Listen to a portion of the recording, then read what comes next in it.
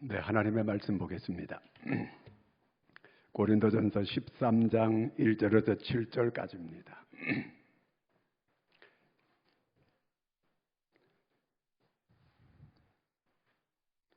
다 같이 우리 함께 읽겠습니다. 내가 사람의 방언과 천사의 말을 할지라도 사랑이 없으면 소리나는 구리와 울리는 꽹과리가 되고, 내가 예언하는 능력이 있어 모든 비밀과 모든 지식을 알고 또 산을 옮길 만한 모든 믿음이 있을지라도 사랑이 없으면 내가 아무것도 아니요. 내게 있는 모든 것으로 구제하고 또 내 몸을 불사르게 내줄지라도 사랑이 없으면 내게 아무 유익이 없느니라. 사랑은 오래 참고, 사랑은 온유하며 시기하지 아니하며, 사랑은 자랑하지 아니하며 교만하지 아니하며, 무례히 행하지 아니하며, 자기의 유익을 구하지 아니하며, 속내지 아니하며, 악한 것을 생각하지 아니하며, 불의를 기뻐하지 아니하며, 진리와 함께 기뻐하고, 모든 것을 참으며, 모든 것을 믿으며, 모든 것을 바라며, 모든 것을 견디느니라. 아멘. 할렐루야. 오늘 제목이 사랑은, 이렇게 제목을 주보에 나왔는데, 여기 제목이 자기 유익을 구하지 아니함, 이것이 사실은 실제 제목이에요. 사랑은 자기의 유익을 구하지 않는 것이다, 그 말입니다. 여러분, 세상에서 가장 아름다운 게 뭐가 있을까요? 세상에서 가장 아름다운 것은 사랑이라고 말할 수 있어요. 그런데 이 세상에서 가장 슬픈 것은 또 뭘까요? 사랑이 타락할 때 가장 슬픈 일이 되는 거예요. 제가 지난 월요일 날 아침에 집사람하고 둘이서 TV에서 영화를 한 편 봤어요. 그 영화가 뭐냐면요, 항후하라는 그런 영화예요. 항후의 꽃, 항후화, 꽃이에요. 그 당나라 때 이 왕궁을 배경으로 한 그런 영화예요. 그 궁궐이 어마어마하더라고 보니까요. 그리고 그 안에는 너무 아름답고 휘황찬란한 거예요.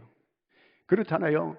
뭐 세계 제일가는 이러한 이 중국, 거기에 궁궐 아주 으리으리하고 그 규모가 어마어마한 이러한 왕궁이에요.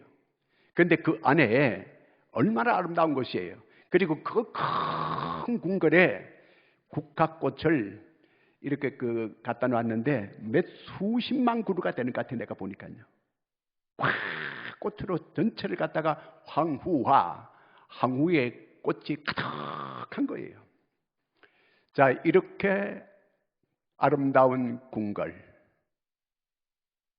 세계 최고에 되는 그러한 그 권세의 자리, 그러면 그 자리가 정말 행복하고 사랑이 무르익는 이런 곳이 되어야 됨에도 불구하고, 그 안에 그 사랑이 타락하게 될 때에, 사랑이 잘못되게 될 병들 때에 그 안에 그렇게 화려한 곳이 지옥 같은 것임을 보게 됐습니다.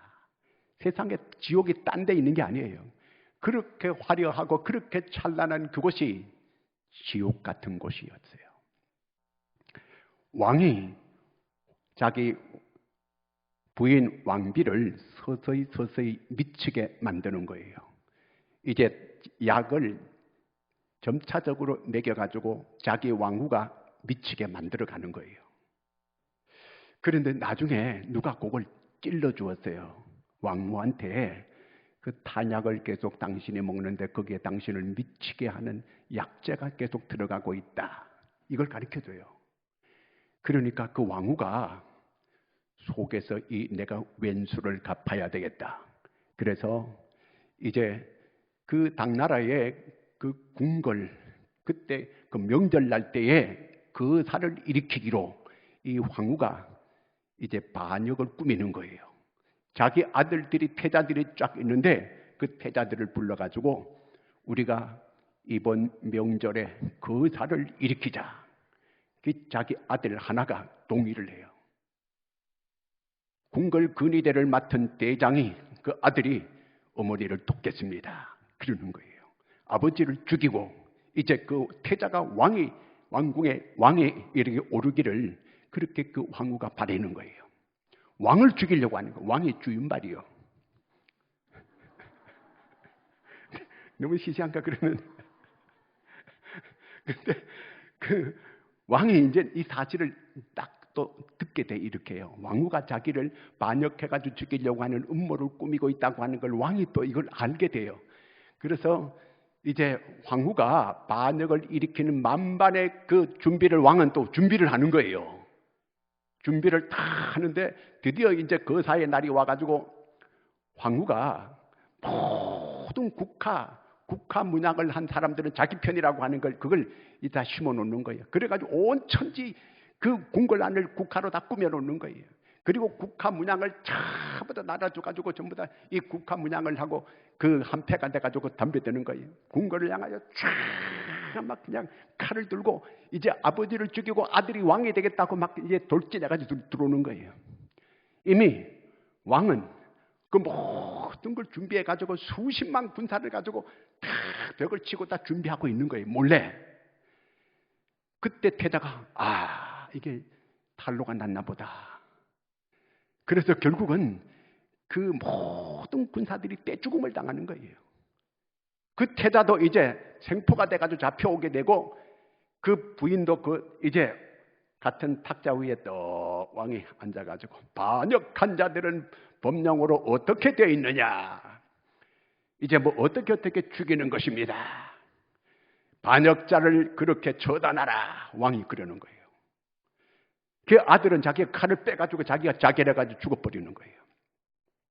황후는 사약을 내리니까 사약을 집어 던지는 거예요. 사약을 집어 던지면 이 왕의 어명을 거역하면 또 어떻게 되겠어요?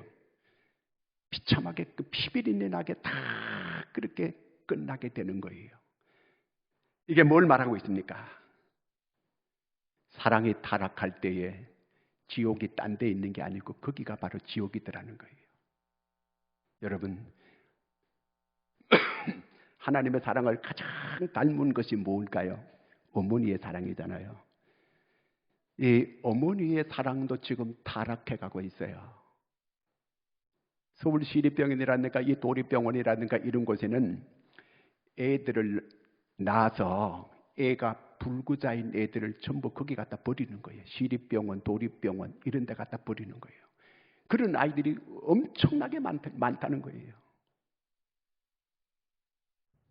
어떻게 자기 자식을 불구의 자식이라고 버리는 거예요. 그래서 시립병원에 울고 있는 아이들이 그렇게 많은 거예요. 그런데 이 불구자 애들을 외국으로 다 입양을 가는 거예요. 이런 애들은 외국의 천사들이 다 데려가는 거예요. 그래서 그 아이들을 키우는 거예요. 그 우리나라에서는 또 그런 애들을 돈 받고 파는 거예요. 우리나라가 이렇게 지금 살기가 좋아졌어도 이렇게 어머니로부터 버려진 아이들, 불구자 아이들이 그렇게 많다고 하는 그런 이 기사를 봤습니다. 타락. 여러분, 우리가 이 세상을 살 때에 사랑하고 사는 게 쉬울까요? 미워하고 사는 게 쉬울까요? 어느 게 쉬워요? 사랑하고 사는 게 쉽잖아요. 그런데 사람들이 이 쉬운 길을 안 가고 어려운 미워하는 길을 택해가지고 이렇게 가는 사람들이 얼마나 많은지 몰라요. 요즘 기사 가운데 이런 기사를 많이 봐요. 데이트 폭력. 나는 처음에는 이 데이트 폭력이 뭔가? 데이트 하려면 서로 이렇게 사랑하고 서로 눈이 맞고 서로 좋아가지고 이렇게 만나가지고 서로 교제하고 이러는 사이 아니에요. 그런데 어떻게 이 폭력이 일어난다는 말인가? 이게 이해가 납득이 잘 안 됐어 이게요.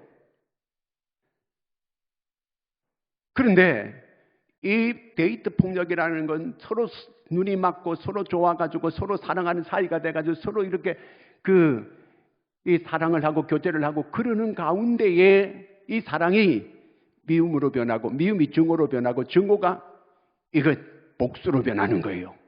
그래서 폭력이 일어나게 되는 거예요.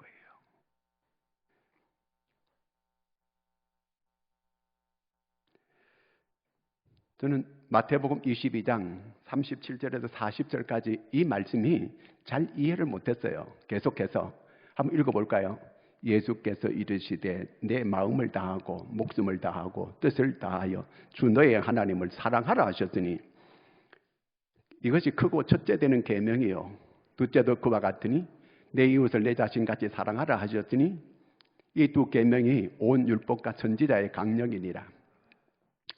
하나님을 사랑하는 거, 목숨을 다하고 마음을 다하고 뜻을 다하고 목숨을 다하는 거, 하나님을 사랑하는 거, 그 이해가 돼요. 그럼 둘째는 누구를 사랑해야 돼요? 둘째는 나를 사랑해야지. 셋째는 이웃 사랑하고 그래야 되는데 요거는 빠졌어요. 하나님을 사랑하고 네 이웃을 네 몸처럼 사랑하라 이렇게 나오는 거예요. 이게 납득이 잘 안 됐어요. 두 번째는 너를 사랑하고 세 번째는 이웃 사랑하고 이렇게 가야 될 것 같은데 나는 쏙 빠지고 이웃을 네 몸처럼 사랑하라 이렇게 말씀하고 있단 말이에요. 이게 이해가 잘 안 되는 거예요. 근데 오늘 말씀을 보니까 이 말씀을 보면 이해가 돼요. 고린도전서 13장 5절 읽겠습니다. 물에 행하지 아니하며 자기 유익을 구하지 아니하며, 여기서 자기 유익을 구하지 않는 것, 이게 사랑이라는 거예요. 사랑은 자기 유익을 구하지 않는 것이라는 거예요.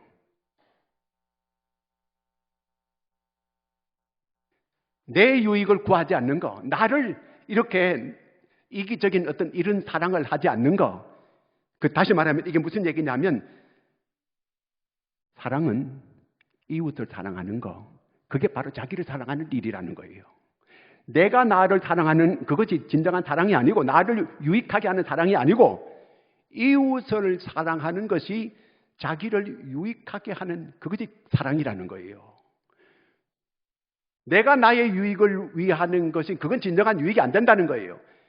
그래서 이웃을 사랑할 때에 자기한테 유익이 된다는 거예요. 그러므로 성경에서 너를 사랑하는 게 아니고 네 이웃을 네 몸처럼 사랑해라. 그게 바로 너를 유익하게 하는 것이다. 그 말이에요. 그래서 둘째는 너를 사랑하고 이게 아니고 이웃을 사랑하는 것이 바로 너를 사랑하는 것이다. 성경이 그렇게 가르쳐주고 있어서 이걸 보고 그렇구나 제가 깨닫게 됐습니다. 자, 예를 들면 내가 남편을 사랑해요. 그게 바로 자기를 사랑하는 것이라는 그 말입니다.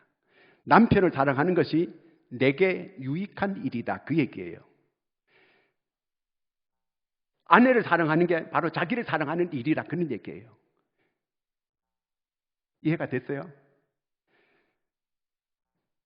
자, 북한에는 뚱땡이가 있는데 온 백성들이 피골이 상접해가지고 이렇게 살아가고 있는 거예요.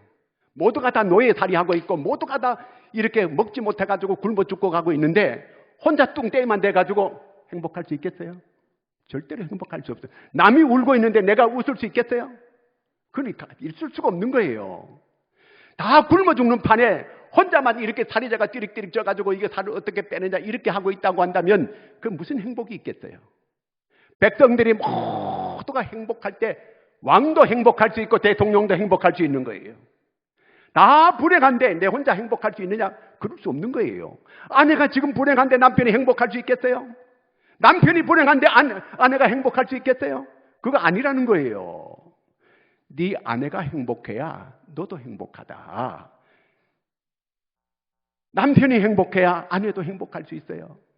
그렇잖아요. 교회로 말하면은 성도들이 행복해야 목사도 행복할 수 있고 그럴 수 있는 거예요. 사람은 이 세상에서 사귈 때에는 모두가 다 에로스 사랑을 해요. 이 세상의 모든 사람이 결혼하기 전에는 다 에로스를 사랑하는 거예요. 왜 에로스 사랑은 뭐예요? 자기 추구, 자기 가치 추구에 사랑을 하는 게 에로스 사랑이에요.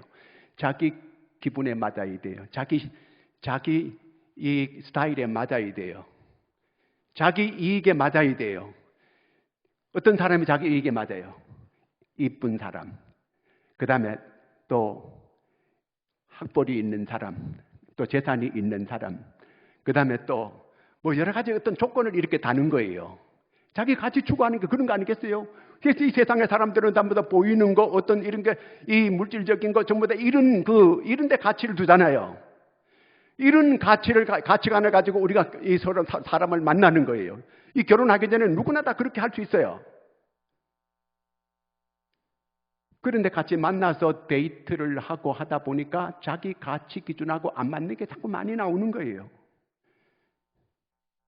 내 스타일이 아니야. 내 기분이 안 맞아. 내 감정이 안 맞아. 내 이익이 안 맞아. 내 가치 기준에 틀리는 거예요. 그러니까 이게 불화가 일어나는 거예요. 그러니까 서로 미움이 생기는 거예요.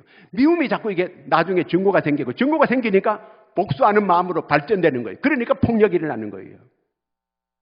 그런데 이것이 결혼하기 전까지는 이렇게 에로스적인 사랑을 하게 돼요. 그러면 결혼한 이후에는 달라져야 돼요. 결혼한 이후에는 어떻게 달라져야 돼요? 아가페 사랑으로 넘어와야 돼요. 이것이 안 넘어오면 그 가정은 불화가 일어나게 되고 서로 원수처럼 이렇게 서로 원수로 여기고 살아가게 되는 거예요. 하나님께서 이 아담과 하와가 서로 이렇게 짝지어줄 때, 결혼하게 될 때에 창세기 2장 18절에 보면은 돕는 배필로 하와를 지었다고 이렇게 말을 해요. 돕는 배필. 그러니까 남편의 행복을 위해서 아내를 지어줬다 그 얘기예요. 반대로 이 남편이 있는 거는 아내가 행복해야 남편도 행복하고 남편이 행복해야 아내가 행복할 수 있기 때문에 그렇게 한 거예요. 하나님께서 돕는 배필이에요. 아내가 있으므로 남편이 도움을 받게 되고 행복하게 된다. 그 말이거든요. 이게요. 이거는 뭔 사랑을 말하냐면은 아가페 사랑을 말하는 거예요. 그러니까 이 세상에서 서로 만날 때는 조건적인 이런 사랑, 에로스 사랑이었어요. 그 결혼할 때는 뭔 사랑으로 넘어와야 돼요? 아가페 사랑으로 넘어가야 되는 거예요.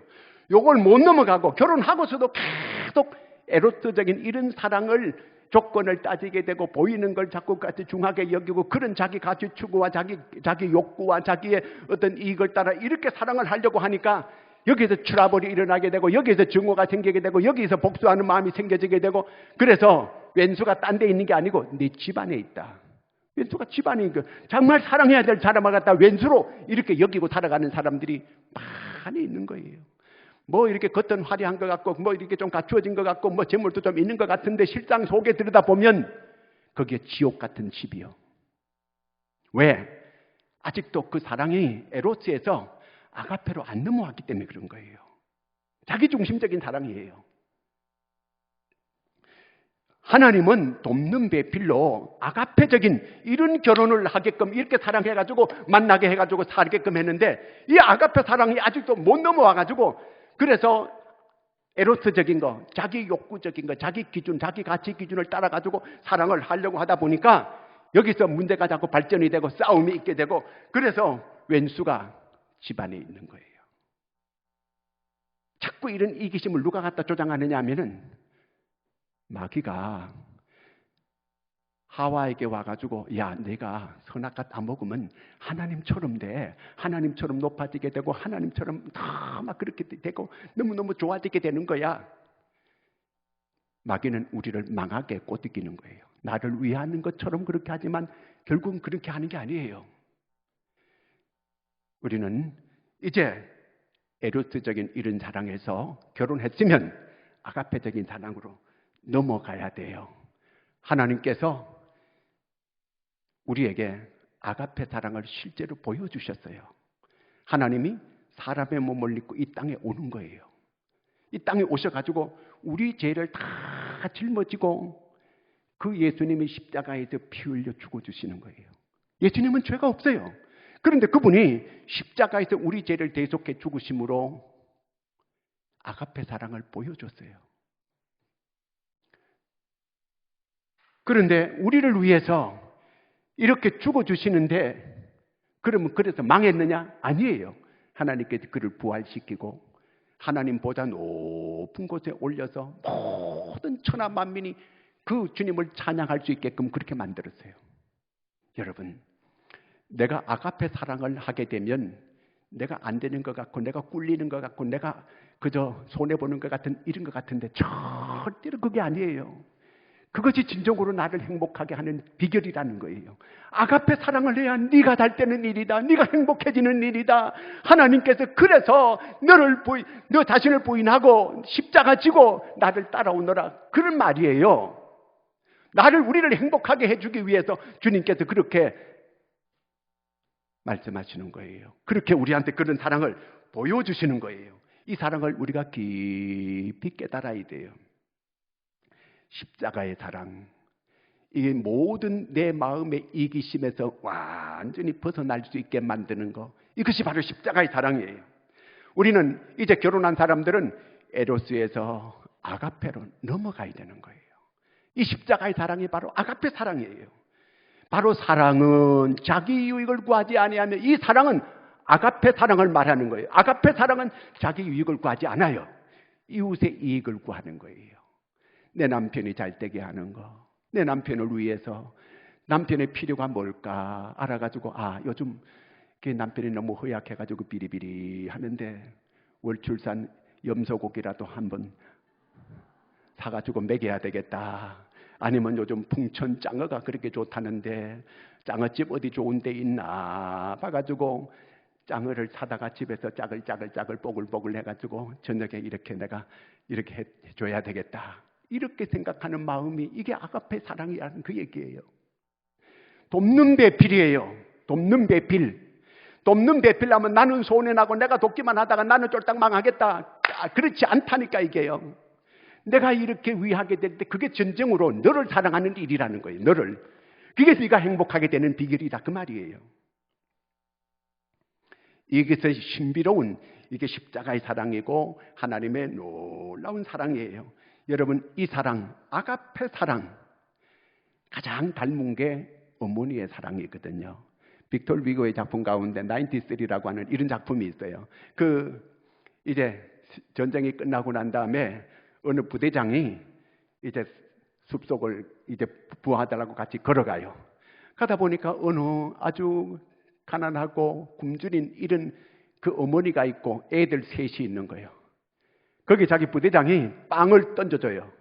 그러니까 그 어머니가 그 빵을 받자마자 자기도 배가 고파 죽겠는데 3등분을 나눠가지고 애들 셋한테 다 나눠주는 거예요. 자기는 안 먹는 거예요. 그러니까 그 쫄병들이 저 엄마는 배가 안 고픈가 봐요. 그때 부대장이 이런 얘기를 해요. 엄마는 배가 고프지만 자식들한테 주는 거란다. 자기는 굶어 죽으면서도 아이들 살리기 위해서 아이들에게 빵을 다 나눠주는 거예요. 이 하나님의 사랑을 가장 비슷하게 닮은 것이 이게 바로 어머니의 사랑이다 그 말이거든요. 이게요. 바로 이것이 아가페 사랑이에요. 에베소 5장 28절을 같이 읽겠습니다. 에베소 5장 28절 시작. 이와 같이 남편들도 자기 아내 사랑하기를.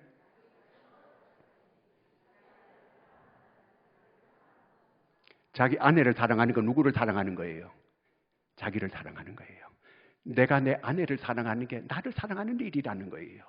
내가 남편을 사랑하는 게 바로 나를 사랑하는 일이라는 거예요. 그러니까 우리가 자기 아내를 사랑하는 거 가장 가까운 아내예요. 이웃이에요. 내 이웃을 네 몸처럼 사랑하라 그 말이에요.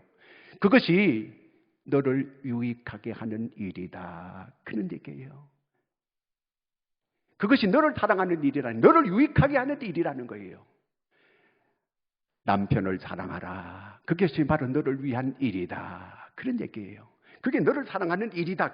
네가 행복하는 그 일이다 그런 얘기예요. 진정으로 자기가 자기를 사랑하는 거 그게 진정한 너를 위한 것은 아니라는 거예요. 진정으로 너를 유익하게 할 것 같지만 그렇지 않다는 거예요. 네 아내를 사랑하는 일이 너한테 유익한 일이다. 네가 그게 행복하게 되는 일이라 그런 얘기입니다. 요한일서 4장 20절을 같이 읽습니다. 누구든지 하노라 하고 그 형제를 미워하면 이는 거짓말하는 자니 보는 바 그 형제를 사랑하지 아니하는 자는 보지 못하는 바 하나님을 사랑할 수 없느니라. 여러분 우리가 하나님을 사랑한다고 막 소리고함을 질러놓고 보는 바 형제를 사랑하지 않는 것은 그거는 거짓말이라는 거예요. 왜냐하면 보이지 않는 하나님을 사랑한다고 이렇게 하나님 안 보이니까 막 이렇게 고함을 질러댔지만 그 하나님의 사랑이 구체적으로 나타나는 게 이웃 사랑이라는 거예요. 이웃 사랑. 가장 가까운 이웃이 누구냐? 네 아내, 네 남편이라는 거예요. 네 아내도 사랑하지 못하면서 뭐 하나님을 사랑해? 거짓말이라는 거예요. 네 남편을 사랑하지 못하면서 뭐 하나님을 사랑해? 거짓말이라는 거예요. 어떻게 이렇게 부부가 원수가 돼가지고 이렇게 으르렁거리면서 살면서 하나님을 찾고 하나님을 사랑한다고 이렇게 말할 수 있느냐? 그건 빨간 거짓말이라는 거예요. 보는 바 형제를 사랑하지 않는 자는 하나님을 사랑한다는 거 거짓말이다. 이렇게 말하고 있어요. 그러니까 이웃 사랑하는 게 바로 하나님 사랑하는 증거라는 거예요.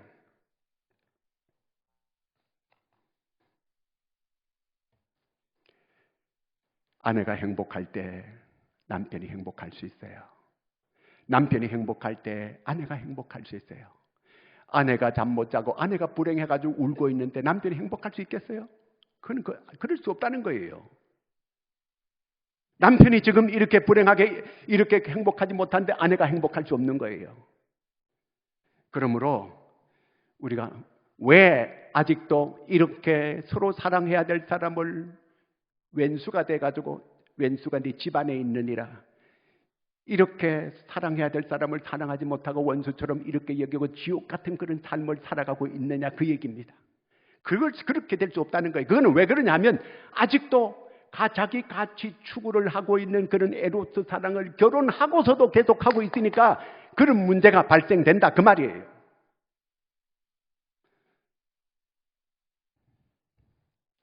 이제 우리가 넘어와야 돼요. 결혼한 사람들은 에로스에서 아가페로 넘어와야 되는데 요거 넘어오는 게 힘들어요. 노력을 많이 훈련을 통해서 이렇게 아가페로 넘어오는 거예요. 이럴 때에 그 가정은 신비로운 하나님의 사랑을 마음껏 누리는 정말 복 있는 행복한 이런 가정이 된다는 것입니다. 여러분 가정이 그렇게 되기를 축원합니다. 일본에 미우라 아야코라고 하는 여인이 있는데 이 여인이 자기 남편이 월급이 적어요. 그래도 자기 집 앞에다 구멍가게를 하나 냈습니다.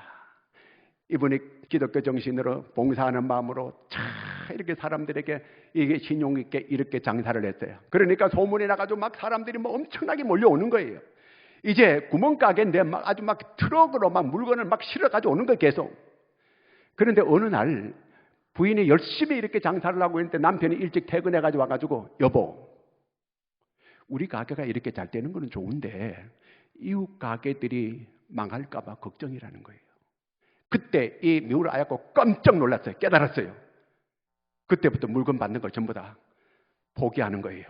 가게 물건을 서서히 줄이는 거예요. 가게를 이제 서서히, 왜냐하면은 이웃 가게가 다 망하는데 나 혼자만 이렇게 잘 된다고 행복할 수 없다는 거예요. 그래서 이 물건을 전부 줄이고 물건을 없애버리고, 그러니까 사람들이 올 때 우리 가게 물건 없다고 저 집으로 가시라고, 저 집으로 가시라고, 저 집으로 가시라고 손님을 다 보내는 거예요. 그러니까 자기가 너무 마음이 행복해지게 되는 거예요. 마음의 여유가 생겨지게 되는 거예요. 사람이 마음의 여유가 생겨지게 되니까 창작력이 생기는 거예요. 지혜가 생기는 거예요. 그래서 시간도 있고 글을 쓰기 시작하는 거예요. 그래서 글이 나온 게 빙점이라고 하는 유명한 소설을 쓰게 된 거예요.